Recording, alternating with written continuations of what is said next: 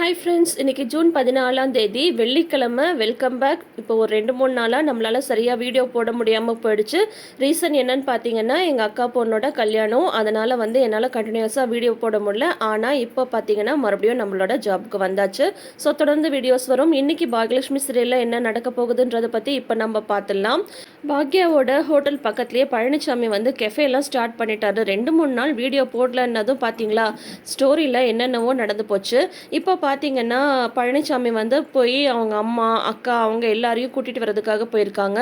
அதுக்குள்ளார பாக்யா கடையை சூப்பராக டெக்கரேட் பண்ணி வச்சிடுறாங்க.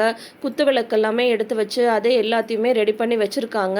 அப்புறம் பார்த்தீங்கன்னா பழனிசாமி அவங்க ஃபேமிலியோட இறங்குறாரு. இறங்கும் போது பார்த்தீங்கன்னா என்னது இது இவ்வளோ அலங்காரம்லாம் பண்ணியிருக்கேன் அப்படின்னதும் உள்ளேருந்து பாக்யா வராங்க. என்ன மேடம் என்ன இதெல்லாம் அப்படின்னு சொல்கிறாங்க. இல்லை சார், சின்னதாக ஒரு டெக்கரேஷன் பண்ணேன் அவ்வளோதான் அப்படின்னு சொல்கிறாங்க.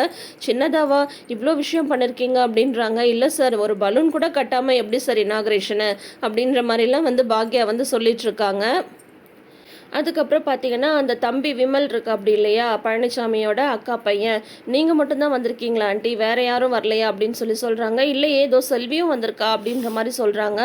இல்லை நான் அவங்களும் சொல்ல, வீட்டிலேருந்து மற்றபடி எழிலண்ணா தாத்தா பாட்டியெல்லாம் வரலையா அப்படின்ற மாதிரி கேட்குறாங்க. அவங்கெல்லாம் வரணுன்னா உங்கள் மாமா இன்வைட் பண்ணியிருக்கணும்ல, அவர் தான் இன்வைட் பண்ணவே இல்லையே அப்படின்ற மாதிரி பாக்யா சொல்கிறாங்க. உடனே பழனிசாமி சொல்கிறாரு, ஐயோ மேடம், நான் பெருசாலாம் ஓப்பன் பண்ணணும்னு எதுவும் நினைக்கவே இல்லை, சிம்பிளாக முடிச்சுக்கலாம் அப்படின்னு நினச்சேன், அதனால தானுங்க அவங்களெல்லாம் கூப்பிடல, இப்போ என்ன எல்லாரையும் கூப்பிட்டு ஒரு நாள் பார்ட்டி வச்சுட்டா போச்சு அப்படின்ற மாதிரி பழனிசாமி சொல்கிறாங்க. நீங்கள் எதுவும் தப்பாக எடுத்துக்காதீங்க அப்படின்ற மாதிரி சொல்கிறாங்க. சாச்சா அதெல்லாம் ஒன்றும் இல்லை சார், நான் சும்மா விளையாட்டுக்கு சொன்னேன், சரி வாங்க நல்ல நேரம் போகிறதுக்குள்ளார கெஃபே ஓப்பன் பண்ணிடலாம் அப்படின்ற மாதிரி சொல்கிறாங்க. உடனே பார்ட்டி ஓப்பன் பண்ணுறாங்க. அதுக்கப்புறம் உள்ளே வராங்க. செல்வி போய் அந்த சர்ப்ரைஸ் எடுத்துகிட்டு அப்படின்றாங்க. சர்ப்ரைஸாக என்னது அப்படிங்கும்போது பாக்யா எல்லாருக்கும் ஸ்வீட் பண்ணியிருக்காங்க. அந்த ஸ்வீட்டை எல்லாருக்கும் கொடுக்குறாங்க. செல்வியும் அப்புறம் மற்ற கூட இருக்காங்க இல்லையா அந்த லேடிஸ் எல்லாருமே கொடுக்குறாங்க. அப்போ பார்த்தீங்கன்னா பாக்யா வாழ்த்துக்கள் சொல்கிறாங்க. நீங்கள் மேலே மேலே இதே மாதிரி நிறைய பிரான்ச்சஸ் ஓப்பன் பண்ணணும் அப்படின்னதும், அது என்ன நீங்கள் இந்த மாதிரி பிரித்து பேசுகிறீங்க, இப்போ இந்த கெஃபே என்னோட தனி கடைலாம் கிடையாது, உங்கள் ஹோட்டலோட எக்ஸ்டென்ஷன் மாதிரி தான், அதனால நம்ம 2 பேரும் சேர்ந்து வளரலாம் அப்படின்ற மாதிரி சொல்கிறாங்க. இனிமேல் தம்பி இங்கேயே தான் டெய்லி இருக்க போகிறான் அப்படின்ற மாதிரி எல்லாம் அவங்க அக்கா சொல்லிகிட்ருக்காங்க. வழக்கம் போல் அந்த மாதிரியான டைலாக்ஸ் பாட்டி அவங்க அக்கா இவங்கெல்லாம் சொல்லிட்டுருக்காங்க. கூட நம்ம செல்வியும் சேர்ந்துக்கிறாங்க. அப்புறம் பாக்யா சொல்கிறாங்க, அது எப்படி அவர் இங்கேயே இருக்க முடியும், அவருக்கு ஏகப்பட்ட பிஸ்னஸ் இருக்குல்ல அப்படின்ற மாதிரி பாக்யா சொன்னாலும் அவங்க அக்கா சொல்கிறாங்க, எவ்வளோ பிஸ்னஸ் இருந்தாலும் தம்பி இனிமேல் கஃபே தான் கதின்னு இருக்க போகிறான் அப்படின்ற மாதிரி எல்லாம் சொல்லிட்டுருக்காங்க. இங்கே இனாகரேஷன் நல்லபடியாக முடிஞ்சது.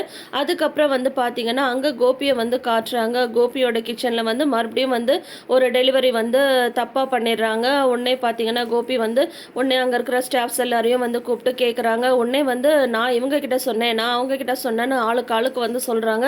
செஃப் நீங்கள் சொல்கிறத சமைக்கிறது மட்டும்தான் என் வேலை, எத்தனை பேருக்குன்னு நீங்கள் சொல்கிறீங்களோ அதை நான் செஞ்சுடுவேன், மற்ற பிரச்சனையிலலாம் நான் தலையிட மாட்டேன் அப்படின்ற மாதிரி அவர் சொல்லிட்டு போயிடுறாரு. ஓ அப்படியா, சந்தோஷம் போங்க அப்படின்ற மாதிரி கோபி சொல்லிடுறாங்க. அதே மாதிரி காலையில் 6 மணி 8 மணி 10 மணி 12 மணின்ட்டு பாட்டிக்கும் கரெக்டாக வீட்டுக்கு காஃபி கொடுக்குறது, டிஃபன் கொடுத்துட்டு போகிறது, அப்புறம் மத்தியானம் லஞ்ச் கொடுக்குறதுன்ற மாதிரி அவரோட ரொட்டீன் போயிட்டுருக்கு. அவரால் சமாளிக்கவே முடியல. ராதிகா இது எல்லாத்தையும் பார்த்துட்டு பயங்கர கடுப்பாயிட்டு இருக்காங்க. கோபிகிட்ட பேசுறதுக்கு ட்ரை பண்ணுறாங்க. ஆனால் கோபி ராதிகாட்ட முகம் கொடுத்து கூட பேச மாட்டேன்றாங்க. ராதிகா பேச வந்தாலும் அவர் கண்டுக்காத மாதிரி போயிடுறாங்க. இதெல்லாம் பார்த்துட்டு பார்த்தீங்கன்னா பயங்கர கடுப்பாயிடுறாங்க ராதிகா. அதுக்கப்புறம் பார்த்தீங்கன்னா அடுத்த நாள் காலையில் ஈஸ்வரியும் கோபியும் வாக்கிங் வந்துட்டுருக்காங்க. அப்போ பார்த்தீங்கன்னா கோபிக்கு ஒரு ஃபோன் கால் வருது. அதுவும் பார்த்தீங்கன்னா கிச்சன்லேருந்து ஏதோ வர ஃபோன் கால் தான். இந்த மாதிரி மாற்றி மாற்றி ஃபோன் பண்ணிகிட்டே இருந்தால் நான் மட்டும் எப்படிம்மா ஒருத்தனா இது எல்லாத்தையும் சமாளிக்கிறது அப்படின்ற மாதிரி சொல்கிறாங்க. ஏன்பா உனக்கு கஷ்டமாக இருக்கா அப்படின்ற மாதிரி கேட்குறாங்க பாட்டி. ஆமாம் அப்படின்னு சொல்லும்போது, ஆனால் பாக்யா இருக்கால்ல அவள் எல்லாத்தையுமே சமாளிப்பா. இப்போ உனக்காவது ஒரே மாதிரி ஆர்டர் வந்துட்டுருக்கு. ஆனால் அவளுக்கு ஒரு நாள் 50 பேருக்கு சமைக்க சொல்லுவாங்க, ஒரு நாள் 1000 பேருக்கு, ஏன் 5000 பேர் வரைக்கும் கூட சமைச்சிருக்கா. ஆனால் ஒரு நாள் கூட அந்த டென்ஷன்லாம் வீட்டில் காட்டினதோ சோர்வாக உக்காந்ததோ கிடையாது. எங்களையும் அப்படி பார்த்துப்பா. ஒரு நாள் கூட அவள் புலம்புனதே கிடையாது. அவள் அந்த மாதிரி ஒவ்வொரு வேலையும் பார்த்து பார்த்து செய்வா. இன்னுமே ஓடிட்டே தான் இருக்கா. அவள் எத்தனை மணிக்கு எந்திரிக்கிறா எத்தனை மணிக்கு தூங்குறான்றதே தெரியாமல் போயிடுச்சு. அதுவும் இந்த ஹோட்டல் ஆரம்பிக்கிறதுக்கு முன்னாடியாவது பரவாயில்ல, இப்போல்லாம் எப்போ தூங்குறான்னே தெரிய மாட்டேங்குது. அந்த மாதிரி நிற்காம ஓடிட்டே இருக்கா அப்படின்ற மாதிரி பாட்டி வந்து பாக்யாவை செமையாக புகழ்ந்துட்டு போகிறாங்க. எப்படி இது எல்லாத்தையும் வந்து அவள் வந்து சமாளிக்கிறா, எனக்கு ஒன்றும் புரியலையே அப்படின்ற மாதிரி சொல்கிறாங்க. அப்போ பார்த்தீங்கன்னா கரெக்டாக ஆப்போசிட்டில் தாத்தாவும் பாக்யாவும் வந்துட்டுருக்காங்க. என்ன ஈஸ்வரி எப்படி இருக்கு அப்படின்னதும், அதெல்லாம் நான் நல்லா தான் இருக்கேன் அப்படின்ற மாதிரி சொல்கிறாங்க. அதுக்கப்புறம் தாத்தாவும் பாட்டியும் சரிவா அந்த பக்கம் நிழலில் போய் நின்று பேசலாம் அப்படின்ற மாதிரி போயிடுறாங்க. பாட்டி வந்து அப்பயும் கோபி வந்து சூப்பராக பார்த்துக்கிறாங்க அப்படின்ற மாதிரி தான் வந்து சொல்லிட்டு இருக்காங்க. ஆனால் கோபி வந்து அவங்க அம்மாவை ரொம்பவே கேர் பண்ணி தான் பார்த்துட்டு இருக்காங்க.